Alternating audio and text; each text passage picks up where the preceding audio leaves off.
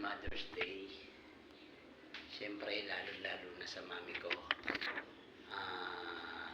Pasensya na hindi ako makakapunta. Ayun na naman, medyo inalat na naman tayo. Wala na naman tayong trabaho challenge all over the world. Pati mga college friend ko, high school friend ko, o Facebook highlights friend ko, YouTube participants ko, express paangat participant ko. Miss ko na yan, mami ko, sa totoo lang. Ngayon dumaranas ako ng parang ano ba tawag doon, may tawag doon depression. Pero nilalabanan ko yan, kaya ko yan. Ako pa ba? Yun. Replay na to ng buhay ko. Sanay na ako mag-isa. Basta yun yan.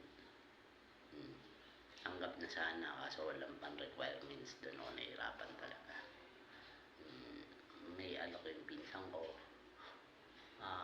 Yung okay dito yung alok, magiging bodeguero, level up yun. Paano ba ako mag-audition? Pero tama naman sila, piliin ko kung saan ako mas gagaan yung buhay ko, basta yun. Happy Mother's Day to all mother out there, kung ano man tawag natin.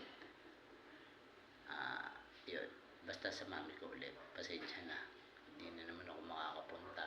Next year bawi talaga ako, promise. Sana next year may trabaho ko, yung yun. Bye bye guys. Batang Kangkalo nga pala, 31. Binago ko na yung Sherwin para maganda. Batang Kangkalo, 31 na lang. Full watch, comment, subscribe, bell, all narat na.